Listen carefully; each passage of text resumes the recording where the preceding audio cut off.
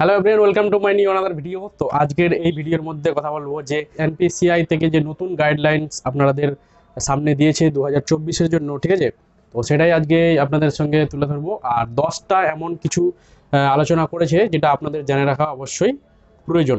তো একটা প্রথম যেটা আপডেট রয়েছে সেটা হচ্ছে এবার থেকে কিন্তু প্রত্যেক টাকা তোলার আগে টু ফ্যাক্টর অথেন্টিকেশন দিয়ে সেই ট্রানজ্যাকশনের টাকা তুলতে পারবেন।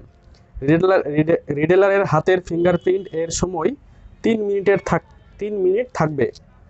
অর্থাৎ একটি ট্রানজ্যাকশন করতে যদি 3 মিনিটের আন্ডারেই ট্রানজ্যাকশন হতে আছে তাহলে কিন্তু রিডেলারের ফিঙ্গার দিতে হবে না। আর যদি 3 মিনিট বাদ দিয়ে আবার একটা ট্রানজ্যাকশন করেন তাহলে কিন্তু সেই রিডেলারের কাস্টমারের ফিঙ্গার লাগবে, তারপরে রিডেলারের ফিঙ্গার লাগবে, তারপরে সেই ট্রানজ্যাকশনটা সাকসেসফুল হবে। এটা হচ্ছে নাম্বার ওয়ান। দ্বিতীয় হচ্ছে টু ফ্যাক্টর অথেন্টিকেশনের যে ডিভাইসটি দিয়ে দিতে হবে সেটি অর্থাৎ মোরফো, মান্ত্রা বা স্টাকেট যে কোনো ফিঙ্গারপ্রিন্ট দিয়ে যদি দু ফ্যাক্টর অথেন্টিকেশন সেই ডিভাইসেসটি কিন্তু সারাদিন কাজ করতে হবে, অর্থাৎ রাত 12টা পর্যন্ত। তো 2 নম্বর আপডেট বলছে যদি ধরো কোনো আমি একটা ডিভাইসেস অলরেডি রেজিস্টার করলাম, ধরো মান্ত্রা রেজিস্টার করলাম বা কারো মোরফো রয়েছে, তো সেই ডিভাইসটা দিয়েই পুরো দিন কাজ করতে হবে। এটা না যে এখন মান্ত্রা দিয়ে কাজ করলাম, একটু পরে আবার মোরফো দিয়ে কাজ করবো, সেটা কিন্তু হবে না, ঠিক আছে? তো যেটা ডিভাইসেস দিনের শুরুতেই তুমি ফিঙ্গারপ্রিন্টটা দিবা, সেই ফিঙ্গারটা দিয়ে কিন্তু তোমাকে পুরো দিন কাজ করতে হবে।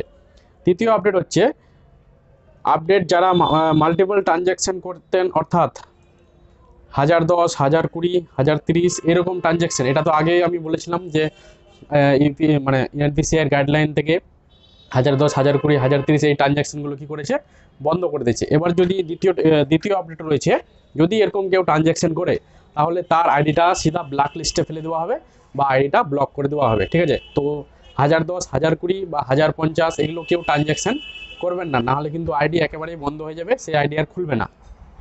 এবার 4 নম্বর আপডেট রয়েছে, ধরো কোনো একটা বিসিতে ফিঙ্গারপ্রিন্ট ডিভাইসেস লাগা আছে, ঠিক আছে? তো তুমি যখন ফিঙ্গারটা দিচ্ছ তো ফিঙ্গার নিচ্ছে না, ঠিক আছে? ওটাই বলছে যে যদি কোনো বিসিতে একটা ফিঙ্গার লাগা থাকে এবং সেই ফিঙ্গার তোমার আসছে না, তো বারবার ট্রাই না করে কিছুক্ষণ পরে আবার ট্রাই করো অন্য ফিঙ্গার দিয়ে, তারপরে কিন্তু ফিঙ্গারটা চলে আসবে। এবং সেটা বারবার চেষ্টা করবে, ধরো তোমার ফিঙ্গার আসছে না, বারবার তুমি চেষ্টা করছো, সেক্ষেত্রে কিন্তু তোমার আইডিটা ব্লক করে দিবে, ঠিক আছে, 24 ঘন্টার জন্য। তো যাদের ফিঙ্গার আসছে না তারা একটু একটু 5 মিনিট গ্যাপ দিয়ে আবার ট্রাই করবে, ঠিক আছে? 5 নম্বর আপডেট রয়েছে, আঙুলগুলি খুব শক্ত বা খুব হালকা করে চাপলে হবে না, ঠিক আছে? যেমন ধরো প্রথম ফিঙ্গারটা দিচ্ছি, তো খুব কেউ চেপে দিচ্ছে, কেউ আস্তে করে রাখছে, এরকম কিন্তু চলবে না। নর্মালি যেভাবে ফিঙ্গার দেয় সেরকম ফিঙ্গার দিতে হবে, তাহলে কিন্তু তোমাদের আইডিটা সুরক্ষিত থাকবে। আর না হলে ডিভাইসটি ইউআইডি দ্বারা ব্লক করা হবে। 6 নম্বর আপডেট রয়েছে, সমস্ত রিডেল এর মনে রাখা উচিত, অর্থাৎ সমস্ত রিডেলারের মনে রাখা উচিত ডিভাইসেস লগ ইন করার সময় এবং লেনদেন করার সময় বিভিন্ন আঙুল ব্যবহার করার চেষ্টা করুন। ধরো ডিভাইসেসটা লগ ইন করছো কি না, ধরো কোনোবার এটা দিলা, কোনোবার এটা দিলা, কোনোবার এটা দিলা, মানে 10টা আঙুল আমাদের রয়েছে, যখন যেটা ইচ্ছা তখন দিবা, ঠিক আছে? একটা আঙুলে যে বারবার তুমি অথেন্টিকেশনের জন্য দিবা সেটা কিন্তু দিবা না, বা প্রত্যেকটা ট্রানজ্যাকশনের সময় শুধু তুমি একটাই আঙুল দিচ্ছ আবার এটাই দিচ্ছ, সেটা হবে না, ঠিক আছে? তুমি চেষ্টা করবে কি যে 10টা আঙুল 10 বারে দিই আমি। 7 নম্বর আপডেট রয়েছে, একই বায়োমেট্রিক ডিভাইসেস বিভিন্ন এপিএস সিস্টেমে বা আপনি একাধিক মোবাইলে বা কম্পিউটারে ইউজ করবেন না, বা একাধিক আইডিতে ইউজ করবেন না। ধরো আমার একটা মান্ত্রা রয়েছে এবং আমার আইডি রয়েছে, ফিনো রয়েছে, তারপরে তোমার আরডি সার্ভিস রয়েছে, ইন্ডাসইন্ড ব্যাংক, মুভি সাপার রয়েছে, স্পাইস মানি রয়েছে, তোমার আরও রয়নেট রয়েছে, ঠিক আছে? তারপরে তোমার পে পয়েন্ট রয়েছে। এইগুলোতে তুমি কি করবা যে একটাই ফিঙ্গার সবটি আইডিতে ইউজ করছো, সেক্ষেত্রে কিন্তু করা যাবে না। একটা ফিঙ্গার একটা আইডিতেই তুমি কিন্তু ইউজ করো। এক্ষেত্রে তোমরা একটা জিনিস করতে পারবো, যারা অনেকগুলো আইডি চালাচ্ছে তারা নতুন একটা মেশিন কিনে নিতে পারো মান্ত্রা, ঠিক আছে? তো এক্ষেত্রে একটা আইডি আর একটাই তোমাদের মান্ত্রা মেশিন চালাও বা মোরফো চালাও। তো 8 নম্বর যেটা আপডেট রয়েছে, কি বলছে যে একটানা 3 মাস না কাজ করলে আইডি বন্ধ হয়ে যাবে, সে যে কোনো কোম্পানির এপিএস আইডি হতে পারে। এটা এনপিসিআই থেকে নিয়ম করে দিয়েছে। কি বলছে, ধরো তোমার একটা আইডি রয়েছে এবং সেই আইডিতে তুমি লাগাতার 3 মাস কাজ করছো না বা 1 মাস ধরে কাজ করছো না, ঠিক আছে? সেক্ষেত্রে তোমার আইডিটা কি হবে, ব্লক করে দেওয়া হবে। ধরো আমার 5-6টা আইডি রয়েছে, আমি দুটাতে কাজ করছি এবং বাদবাকি 3টা আইডিতে আমি কাজ করছি না, সেক্ষেত্রে আইডিগুলো কিন্তু ব্লক হয়ে যাবে।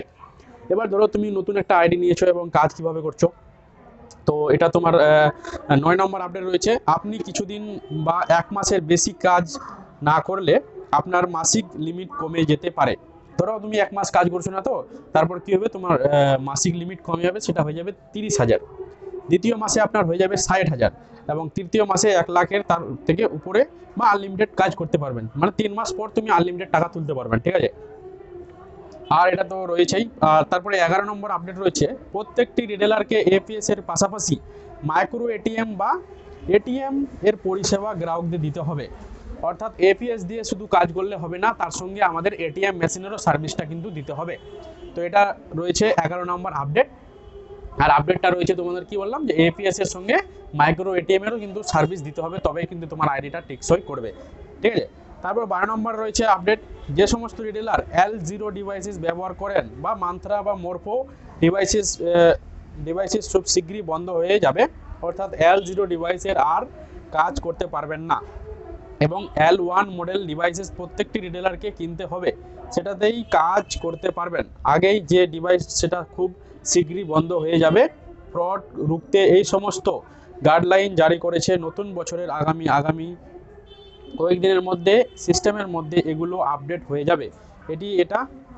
এটা খুব ভালো নির্দেশ, আশা করব এই নির্দেশিকার উপর কাজ করলে অনেকটাই ফ্রড কমবে, রিটেলারের কোনো ক্ষতি হবে না, রিটেলারের আরও সিকিউরিটির কাজ করতে পারবে, রিটেলার আরও সিকিউরিটিতে কাজ করতে পারবে, ঠিক আছে। তো বুঝতেই পারছো, সব কিন্তু যেটাই হচ্ছে রিটেলারের ভালোর জন্য হচ্ছে, ঠিক আছে। তো আইডি নিয়ে চলছে মোরফো মান্ত্রা নাকি বন্ধ হয়ে যাবে, L1 যেগুলো রয়েছে সেই মান্ত্রাগুলো কিন্তু নতুন করে আবার কিনতে হবে আমাদের, এটা আপডেট বলছে। তো এই ছিল 11টা আপডেট এনপিসিআই গাইডলাইন, ঠিক আছে। তো সবাই আপডেটগুলো ফলো করো। আর কিছু এপিএস দিয়ে কিন্তু অলরেডি আপডেট চলে এসছে, যে 2 ফ্যাক্টর ফ্যাসিলিটি রয়েছে, ঠিক আছে। এটা কিন্তু কাস্টমারেরও ফিঙ্গার লাগছে এবং রিটেলারেরও ফিঙ্গার লাগছে, তবে কিন্তু টাকাগুলো উইথড্রল হচ্ছে। তো আপনারা চেষ্টা করবেন এই সব নিয়ম মেনেই কিন্তু কাজকর্মগুলো করো, ঠিক আছে। তো আজকের এইটুকুই আপডেট ছিল, দেখা হবে আবার নেক্সট ভিডিও। ততক্ষণ দেখতে থাকো জাহাঙ্গীর দা টেকনিক্যাল।